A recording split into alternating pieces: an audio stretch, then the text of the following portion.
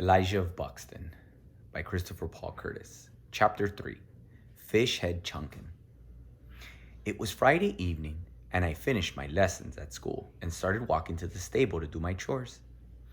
I was going to have to work faster than I do most days because a bunch of people were counting on me to bring them some fish. Mr. Segi was next to the barn raking through his truck patch. "Good afternoon, Mr. Segi." "Why, hello there, Elijah. I can always tell when you're on your way. Old Flapjack get worked up about 15 minutes before you gets here." I didn't know why people say horses and mules are dull. Mr. Segi, especially old Flapjack, he's got to be the smartest mule ever. Mr. Segi snorted, like he thought I'd lost my mind. "Well, it's good you here, boy. Now go on in. Them animals is waiting on you." I separate my chores at the stable into two parts, the working part and the enjoying part. The working part is doing the things you wouldn't do less you were forced to. I get them done first. Things like cleaning the stalls, shoveling manure, and taking it to the fertilizer pile, and feeding and watering the animals. This takes a considerable good amount of time. The second part of my chores, the enjoying part, is divided into brushing the animals, tending to their hooves, and my favorite part, help make them comforted by keeping the horseflies off them. It weren't just for their good that this was my favoriteest job. I was getting something out of it too. I was getting flies to use for bait. I figured out that this chore fit right in with the Buxton settlement creed. One helping one to uplift the all. It's the way all of us in the settlement look out for one another. We don't expect nothing in return. But if we see someone that needs a hand, we rush to give it to them. Good things always come from that. I got my fly swath, pulled a milking stool next to old Flapjack, and waited. It weren't long before a good-sized fly lit just above his hoof. Crack! Blang it! I ain't the type to make the mistake of cursing out loud like that, but sometimes swear words will just jump out of you before you even have a chance to remember they ain't proper. These words came out of me from being frustrated. I weren't swatting flies just for the sake of killing them. I sometimes got a little too strong. I'd been swatting horseflies for so many years that I could tell by the sound of my fly swath made once it hit it if I was going to be able to use the fly for fishing or not. And crack was the sound that most times weren't too good. I looked under old Flapjack and I was right.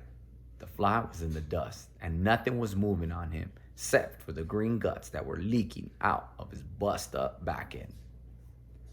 I picked him up by his wings, blew him off, and dropped him in the dead pouch. Two more horseflies landed on old Flapjack's flank. It was a chance to make up for the mistake I'd just made.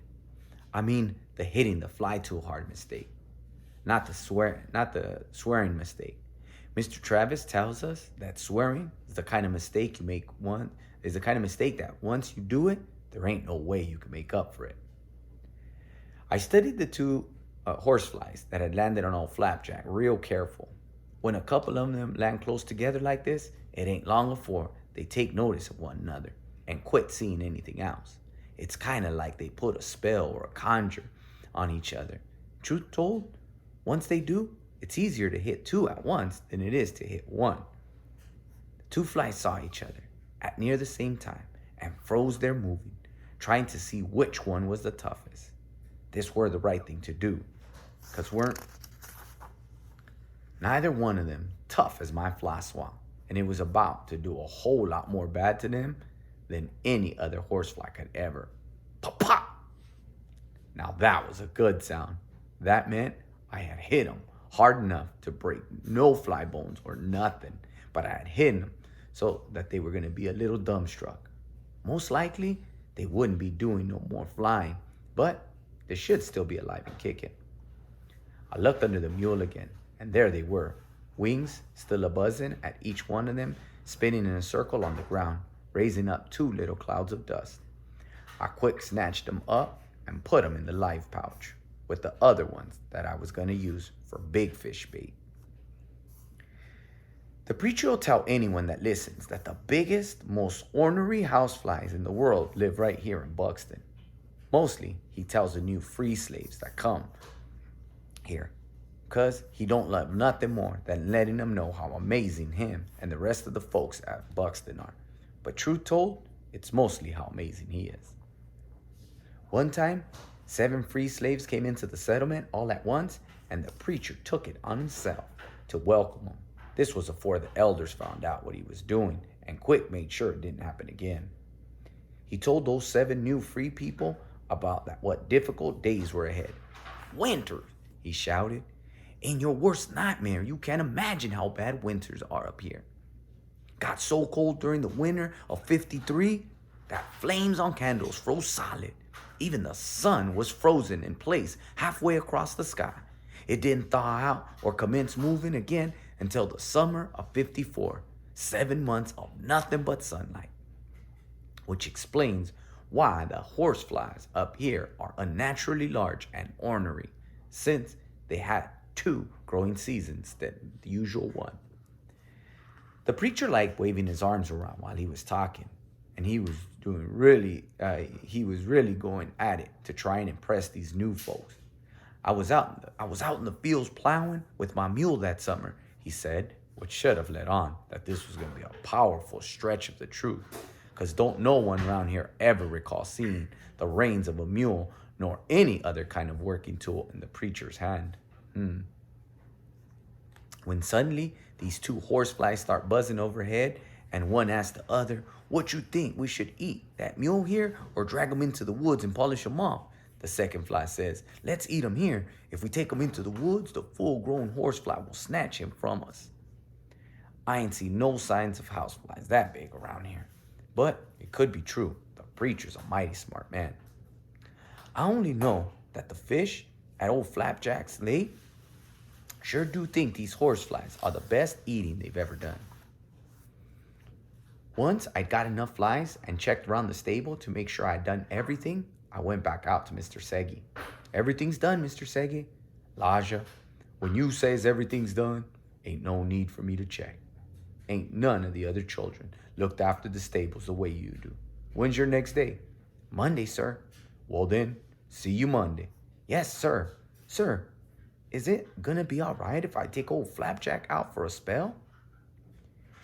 It was the same thing every Friday, and he never said no. But Ma and Pa always say it's polite and proper to ask and not to make no assumptions. "Why, let me think about it a second, boy. Is it all right for you to take that mule out?" Mr. Segi leaned on the rake he was using and kind of stared up into the clouds. Then he said, "I think they done called off the horse racing for the evening, Elijah. Seemed like all of them horses, even Jingle Boy and Conqueror, done pulled out once they got wind old Flapjack was running again. Figure they ain't got no chance at whooping that mule, so it don't seem like you taking him is going to be a problem." Mr. Segi came up from Mississippi only a year ago, and Ma says we've got to give him some allowance for the kind of things he thinks is funny. So I give him a little laugh every time he makes one of them bad jokes. I could tell Flapjack was raring to go, but less you knowed what to look for, you might not see it. He's rearing to go look a powerful lot like his not wanting to move look. Soon as I let him out the stable, he started off on the road that runs through the main part of the settlement. I know there weren't no rush to catch him. I knowed exactly where he was going. Once he got out of the stable, he'd head straight down the road before he cut off into the woods, heading for the lake. He first took me to about a year ago. I had plenty of time to put away the tools and the wheelbarrow and gather up my fly pouches and my chunking stones and my net basket and the strings that I use for holding the fish I catch. When I got done, I cut through some fields and caught old Flapjack just as he passed Miss Caroline's house. I jumped up on his back and let him carry me over to our secret lake. Most folks say it's wrong, but if I had my druthers, I'd ride a mule over a horse any day. Horses do too much shaking of your insides when you ride them, and they're a long way up, so you lose your grip and fall. Mules don't jar nothing. when they walk. They like slow and easy travel. They have a way of rocking you gentle, like a baby in a crib. If you don't fall asleep first, you get a chance to think about the things when you ride a mule. With the horse, you don't get to think about nothing but hopping, hoping you don't fall off and get cold cocked by their hooves. If you fall off a mule, you're already close to the ground and got plenty of time to roll out of their way of their feet. Slow as old Flapjack is, if you fell off him, you'd have enough time to take a nap before you had to worry about him stomping on you. Flapjack left the road and turned off into the woods just after we crossed out of the settlement and passed the preacher's house. It didn't look like the preacher was home. Not that I'd have stopped and called on him. It just that lately, since he's seen Jesus, has been giving me gifts, he lets me come with him and watch when he practices shooting off his mystery pistol. It just last month that the preacher snuck up on me whilst I was out in the Atlas clearing chunking rocks. He came out from behind a tree and said, "Did I see what I think I saw, or are these eyes deceiving me?" He sounded so surprised that I looked around clearing, expecting something peculiar to be going on. "What did you see, sir?" The preacher said. "I saw you, Elijah. I saw what you were doing, and I'm afraid it has the look of conjuring to it." I didn't understand what he was talking about. I was sure I hadn't done nothing that no one could claim was conjuring. I said, "No, sir. I would never do nothing like conjuring. I weren't doing nothing but chunking stones." He said, "That's what I'm talking about. I never seen a soul throw a rock like you. And Elijah, I have to tell you, I'm quite concerned. I have to do some serious pondering on this to see if it's the work of the devil. You do know that being left-handed is one of the sure signs of being in Satan's clutches, don't you?" I said, "No, sir." He said, "Keep that in mind. Come on with me. I'm going a little deeper into the woods to practice shoot. And bring some of those rocks with you have there." I told Ma I wasn't going to go no farther than the Atlas clearing. But since I was going to be with the preacher, I figured it'd be all right if I follow him. Besides, if it's meant I'd get to see him shooting off that mystery pistol, weren't nothing going to happen to me. I'd spent lots of time sneaking through the woods, mostly at night. But I didn't recognize the way that the preacher started leading me. I know for sure that it was where me and Cooter had been warned not to go, off toward the way where some of them white people that didn't like us lived. Paul told us it was a way full. Paul told us it was a way full up with black bears and bats and, worst of all, millions of rattlesnakes. I sure was glad the preacher had his gun, because truth told, while I knowed I wouldn't have no trouble chunking a rattlesnake with my rocks, I can't say for sure if I could stop one of those black bears. Me and the preacher must have walked for a half hour, but I couldn't be sure. When you don't know where you're heading, time don't seem to run by like it normal do. But with every step we took, I was getting more and more disappointed in this new area. From the way Pa had warned me, I'd always pictured the woods as having so many bears hanging out of the trees that the sunlight would have been blocked off from hitting the ground. I'd always pictured that there'd be so many rattlesnakes hissing and shaking in these parts that you'd near about go deaf from the racket they made. But we'd been walking a good long time, and there was still plenty of sunlight, and I hadn't heard rattle the first. We hadn't even seen one bat. Finally, we got to another clearing, and the preacher said, "I'm going to give you some tests, Elijah, and I'm hoping that they prove you haven't been conjuring, because if you have, it's my responsibility to let the word be spread." I weren't sure what he meant by that, but I know it weren't good. He said, "I'm going to set up these pieces of wood about 20 paces, and I want to see how many of them you can hit." I started thinking this over. Hitting something from 20 paces weren't nothing, but I wondered if I should miss one or two of them on purpose so the preacher wouldn't see no signs of conjuring. But this was the preacher, and he was so smart, it'd be hard to fool him. He was always telling me he'd forgot more than I'd ever known, which don't make no sense. But it was probably going to be best on me if I chunked for reals and didn't hold back. The preacher walked off about 20 steps and set up 5 hunks of wood about 3 feet apart, one from another. He came back and told me, "Let me see how many of them you can hit before I count 5. I put 2 stones in my right hand and 3 in my left. The preacher raised an eyebrow like he had never seen nothing like this and said, "Set, go, 1. I throwed left, right, left, right, left. The preacher only counted to 3 before I'd had all 5 of those wood hunks flying in the air. He looked at me in a way that told me he thought for sure I was a conjuring.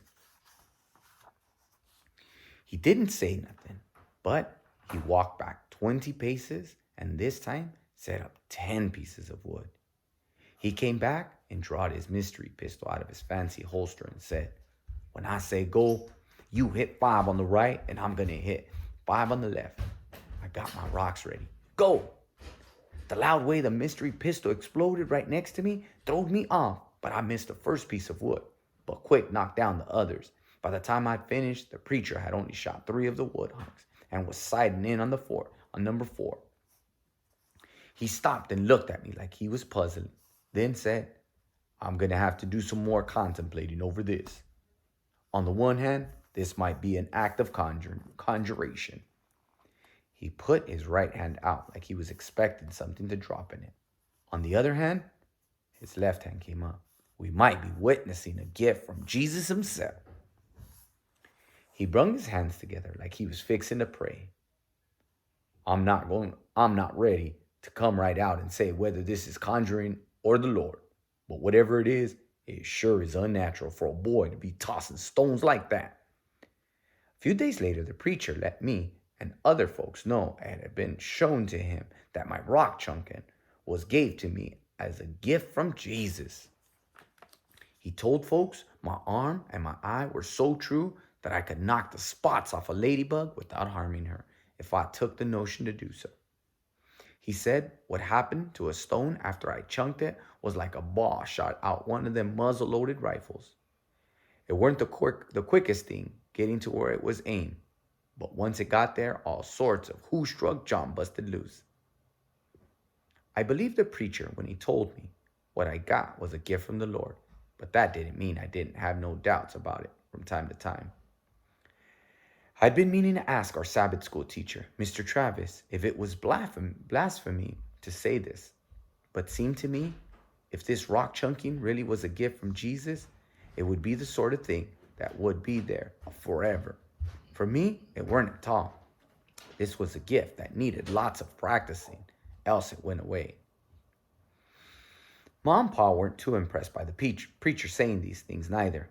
When I told Pa what God showed to the preacher, he asked, how come Jesus only chose certain folks to talk direct to? And how come they's always the ones what ain't got nothing at all in common with the Bible? Maybe I'd started dozing. I was surprised when old Flapjack slowed down and I felt the sticker bushes snatching at my brogans. He'd started picking his way through some of the blackberries, and I knowed we just about reached our secret lake. It was these bushes that old Flapjack spent all his time whilst I fished. I hopped off his back and walked down to the water. I went clean over to the other side of the lake and laid down my 2 pouches and my tote sack and net basket and pulled off my brogans and all my clothes. I divided this lake into 2 parts. First, there was a fishing part, which was on the side where I came in at it, while the cattails and lily pads. Then there was a swimming part, which was where I'd walk to now.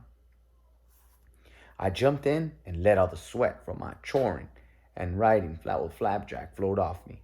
I didn't know how long I'd spent bathing, but after a while I saw splashes and waves coming from the other side of the lake, and I know that the fish had started feeding. I pulled my clothes back on, excepting for my brogans and stockings, picked up my sack and 2 pouches, and net basket and walked back over to the fishing side of the lake, right near where old Flapjack was still eating blackberries. I could hear him snoring and chawing and going at him pretty good. There was a perfect spot for rockfish and just afore where the cattails got thick. I opened the dead fly pouch and picked out about 4 of them that had a good amount of juices leaked out that I had tossed them right into the spot near the cattails. This would get the little fish riled up. They'd bump at the flies and try to pull them under, and would raise a ruckus that'll make the big fish wonder what the commotion was for. I'd move till the light was just so that I could see the fish in the little fish's scales. I went into my toad sack and picked out 2 good stones, one for my right hand and one for my left. Next, I reached into the live fly pouch and plucked out 2 that had a good bit of fight left in them. I tossed these flies at the fishing spot, and one of them still had enough life in him to fly, about a little. But that didn't last long, and soon as he plopped into the water, both of these flies weren't accustomed to being wet and started whirling and splashing and skimmering across the top of the lake.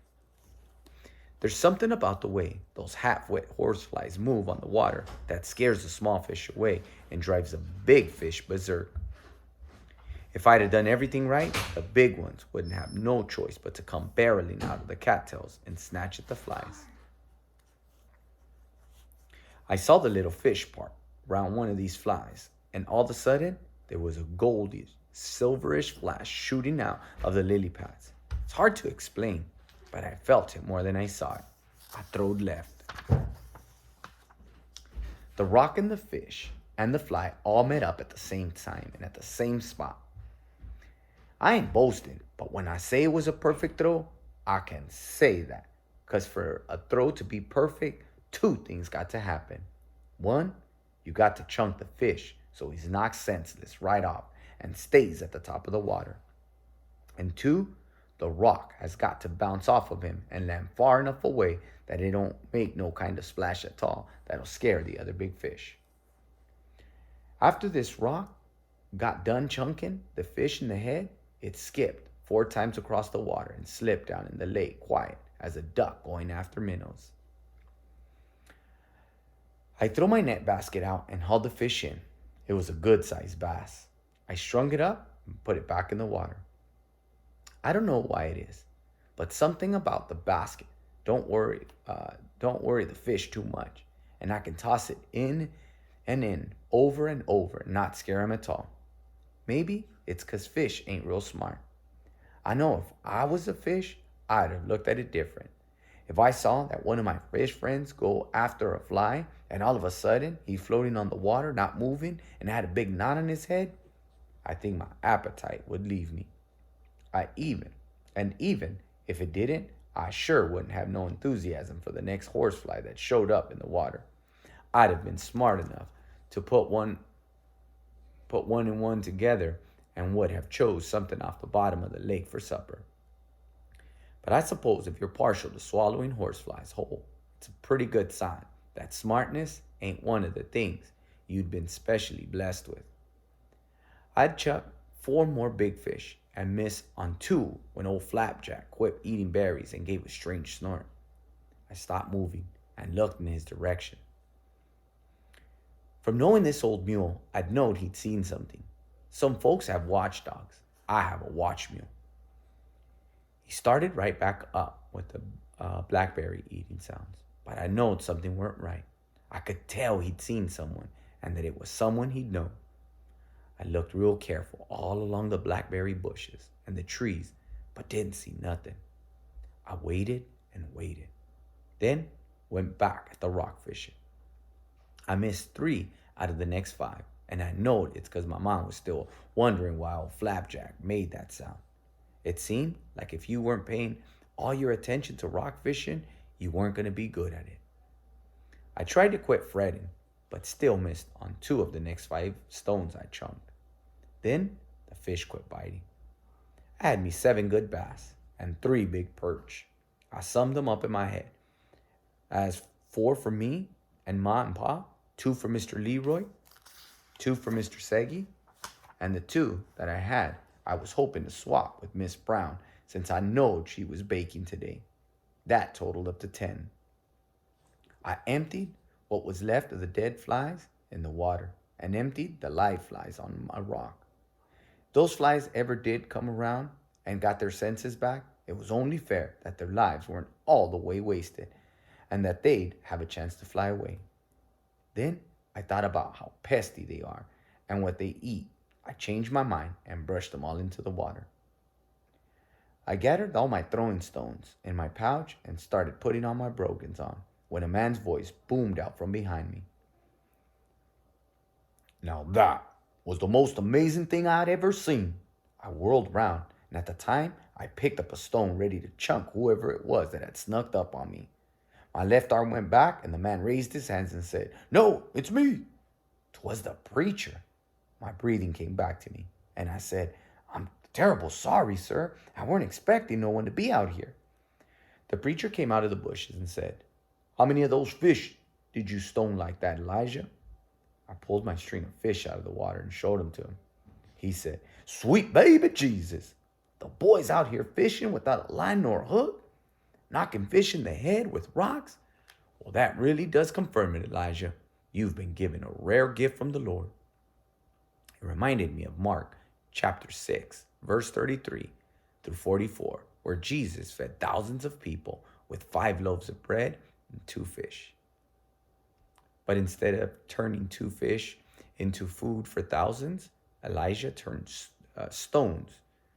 I'm sorry, that actually is the preacher here. So I should have been reading it like the preacher. I'm reminded of Mark chapter 6, verse 33 through 44, where Jesus fed 5,000 people with 5 loaves of bread and 2 fish. But instead of turning 2 fish into food for thousands, Elijah, you've turned stones into fish. Maybe turning water to wine is more impressive and practical, but what you've done is no mean feat either. The preacher put his hands on his forehead and said, "I've been thinking about how we can best use this gift, Elijah. I think that we can do something with it to help the whole settlement. Do you want to help the settlement, don't you?" This was strange talk for the preacher. He didn't live direct in the settlement. Him and a few other escaped people lived just outside their land because they didn't want to follow all the settlement rules. I said, "Yes, sir, I want to help the settlement. But how?" The preacher said, "Now don't waste a moment thinking about it. All I need to know is if you're willing to help out now that I see that you're the fine Christian boy that I thought you were. We'll work this out together." I said, "Yes, sir, but I was wondering." The preacher raised his hands and said, "You know what, Elijah? The Lord has revealed to me that since he has given you this gift, I should treat you with a little bit more respect. I should quit treating you like a child and start treating you like the man you truly are." Paul says when someone sweet talks you like this, you gotta be real careful with the next words to come out of their mouth. He says the sweet talking is like rattlesnakes rattle. It's like you're getting a warning that you're about to get bit. The preacher said, "So I was wondering, since you're near full grown, maybe you'd like to come with me, young, and see if your eye is as good for shooting this pistol as it is for throwing stones. I haven't forgot my promise I made you a while back." The preacher pulled back his jacket and showed me his fancy pistol. Every thought I had about rattlesnakes' words and sweet talking and bites flew away. Then I remembered what happened last time, and how when it came my turn to shoot off the mystery pistol, the preacher said he'd run out of bullets. I said, "You ain't funning me, sir. I'm gonna really get to shoot this time?" He looked at me like I had hurt his feelings, and he said, "Elijah, I'm talking you man to man, and you have doubts?" I said, "No, sir. I just didn't think." The preacher said, "Good. Let's go on over to that clearing and do some target practicing." I said, "Yes, sir." But as soon as I said it, I started thinking about things like, what if old Flapjack didn't want to go no farther?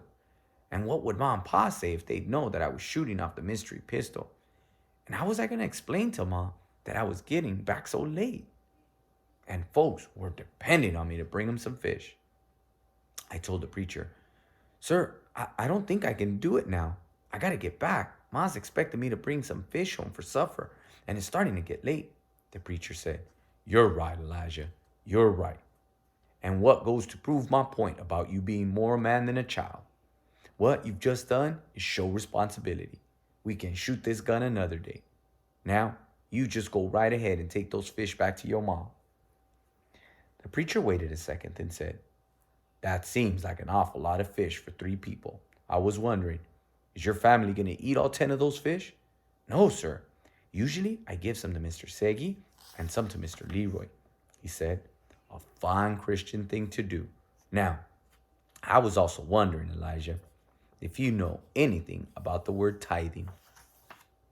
"Yes, sir. Mr. Travis taught us about that in Sabbath classes. It's giving 1/10 of your belongings and your works to the Lord." He said, "Yes, to the Lord, through his servant here on earth. What do you suppose 1/10 of those fish is? 3, 4? The preacher might have thought he was the most educatedest man around Buxton, but it seemed like he was powerful bad at doing fractions. I told him, "No, sir, 1/10 of these fish is 1, the preacher said. "True, if you figured by 1/10 of numbers, but I was thinking of figuring 1/10 by age. Let me hold on to both of those stringers for a minute." I handed him all of my fish. He said, "You're good at doing sums, aren't you?" I said, "I'm tolerable good, as long as it don't get stretched into geometry." The preacher commenced pointing at each fish and calling out numbers and telling me to keep track of the total. "This one's about 14 years old. This one's 12. This one just turned 8. This one." It was the most amazing thing. Some of them he had to look in their mouths to get the age, and some of them he could just tell by holding up. But the preacher knew the age of each and every one of the fishes. By the time he was done, I totaled up to 122 years. "So what's 10% of 122, Elijah?" I moved a decimal point without using a pencil nor paper and said, 1/10 of 122 years comes to 12 full years and 2/10 of a year, sir." The preacher pulled his biggest 2 bass and the biggest perch off the stringers and said, "This perch is 10 years old, and these bass are 1 year old each. How many years is that? 10 plus 1 equals 10 plus 1 plus 1 equals 12, sir. So what's left? 1/10 of a year, sir. And how much does that equal? I guess that's about 2 months and a little, sir." He pulled the next biggest bass off the string and said, "I was thinking we should throw this one back since he's only about a month and a half old, but that's close enough to 2 months. And that balances things out nicely. I'll just keep him." I didn't mean to show no disrespect, but I couldn't help frowning. I started with 10 fish and now it's down to 6. And even though I ain't particularly worthy at my schooling, it still seemed that I'd take a whole lot of doggone humbug algebra and some trickeration geometry to make 10% and 1/10 come out of 4. The preacher put the 4 fish on one of the strings and said, I think I'm going to call Sister Carolina and see if she's had fish lately. Maybe she can fry them up." Then he was gone. And so were 4 of my fish. And hard as I try, I can't see that as 1/10 of them.